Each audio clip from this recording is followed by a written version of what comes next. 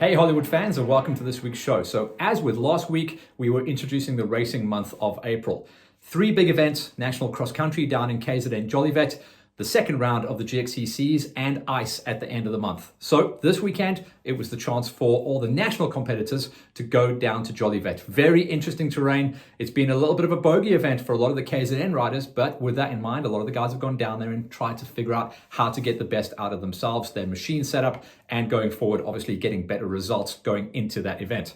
Jolivet, a lot of rolling hills. It's pretty much made up of sugarcane in the mountains like rolling hills, quite big descents and ascents out there, and a lot of tech terrain in the forest. So with that in mind, the guys are always thinking that small bikes are going to do pretty good down there. But this time around, of course, we were going to watch out to see who of the enduro and extreme enduro riders were going to be turning up, because in the past, we have seen some big pinners come into play specifically at this event and upset the apple cart. It was the exact same situation this time around.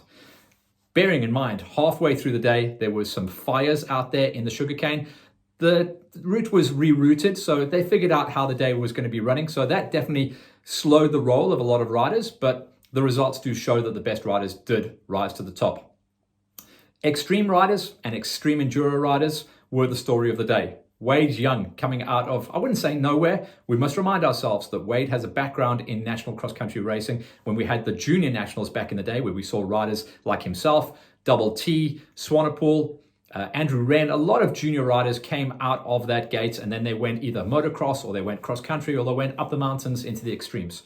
So when these guys do come back, you must remember they do have a background in holding it wide open.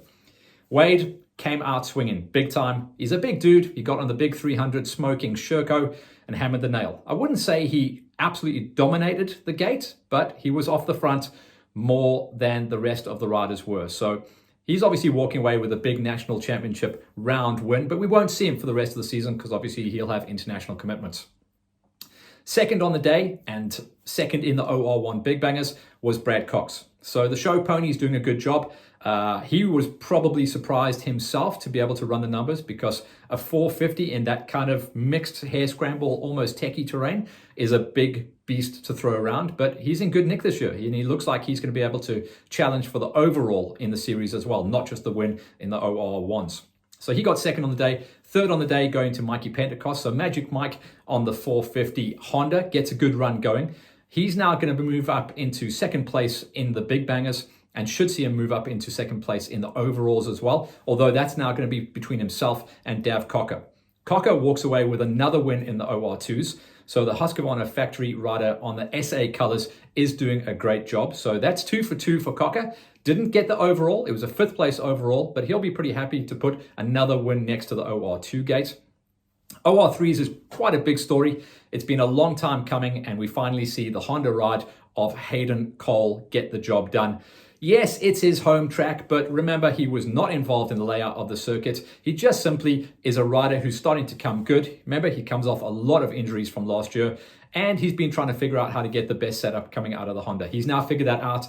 He gets another win going. It's going to see him really jump up in the national championship standings, and may be able to see him as a championship playing threat towards the end of the season. Remember, it's really just a 5-round championship this year. But congrats from Hollywood here for Hayden Cole for getting the job done.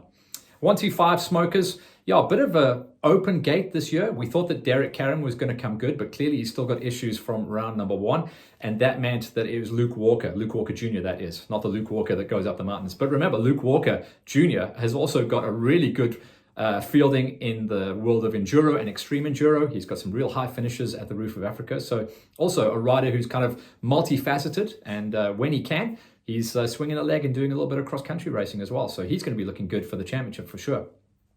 Another big story coming out of round number 1 of the cross-country nationals at Legends was the second place overall and an absolutely resounding win in the senior gate coming from the factory KTM of Kieran Fitzgerald. Another good ride this time around, inside of the top 10 in the overalls once again, and quite a long way ahead of the rest of the senior gate. So yeah, he is the man to beat. He's gone 2 for 2 so far at the moment, winning both of the opening 2 rounds. So Fitzgerald remains the man to beat. Kenny was lining up this time. Kenny got a number 2 spot. Lawrence Mahoney now signing onto the Honda squad. He got a number 3 spot. So the seniors is definitely a battle for the number 2 placing at the moment. And the number 2 points are definitely held by Lawrence Mahoney as well. So between himself, Kenny on the comeback trail, and Vaynard Delport, who picked up a 4th place this time around. On the seniors, it's going to be a very, very hard battle to beat Peter Hall at the moment. He seems super comfortable on that Kawasaki, now getting picked up by the Peps and Plastic squad. So Peter Hall has gone 2 for 2 as well. So he has got a really, really good buffer over the rest of the gate. Wayne Farmer looked like he had a nightmare. I think he was really going to be going down there to see what he could do back onto his 300 smoker. It was definitely a 300 smoker terrain, but he had some problems down at Jolivet. Once again, it's a bogey event for Wayne. He really just cannot figure that place out.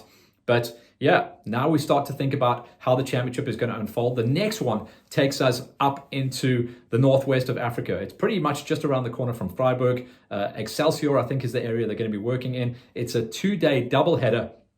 And the terrain should really suit the more kind of wide open GXCC style of riding. So we may be able to see that Mike Pentecost, maybe they'll come to the top, and a couple of the OR maybe 2 and 3 riders that are really good on the GXCC gates might be able to figure that out as well.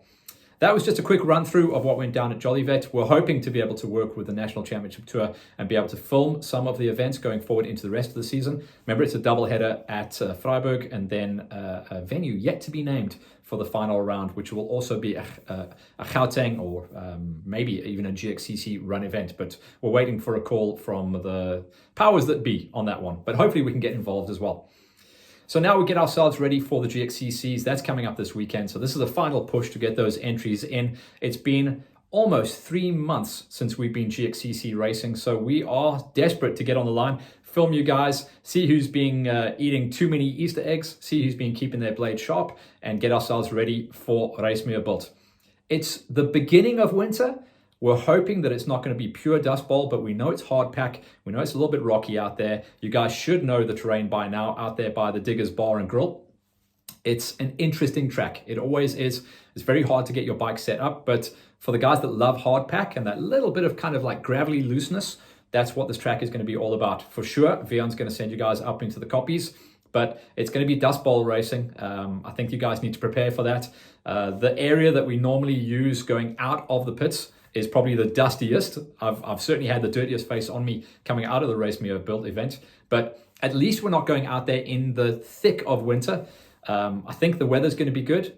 I would pray for a little bit of rain this week, but I don't think we're going to get that lucky. But yeah, it's just going to be good to go GXCC racing, to see all the juniors, all the quads, and all the bikes out of the gate once again. And then, you know, we're heading towards the mid part of the season. Remember, GXCCs are only going for a 6-round championship this year. So every point counts. We remind ourselves, 6 rounds, no throwaways. GXCC championship is going to be super tight. And coming out of this round at Race Me a Bult, we'll start to get an idea of who the front runners are. You can't judge the championship on what went down at round number 1. As we move forward into the rest of the series, we'll start to think about that, and we'll highlight those guys going forward into round number 3. Then it's going to be all about ice. That's going to be running at the end of the month before we start thinking about the racing month of May, which has 2 events that we'll be highlighting, which is going to be the next round of the Farm Jams. They're about to drop the venue, so hold your breath on that. As soon as they do, we're going to be able to let you guys know, and then you guys can get your bookings, get your entries in, and we'll see you on the gate for that one as we do a full production once again on Hollywood Hills for the next round of the Farm Jam Tour. And we're obviously in talks with Forge Racing. They've got their next event coming up. They also haven't told us the venue, but that's coming down the pipe very shortly. So keep an eye on the press for that. Otherwise, guys, we'll see you on the gate at the GXCCs. Well done to all the national competitors. Quick clean of the bikes, quick refuel, and a quick wash of the kit. We'll see you on the line at the GXCCs. Laters.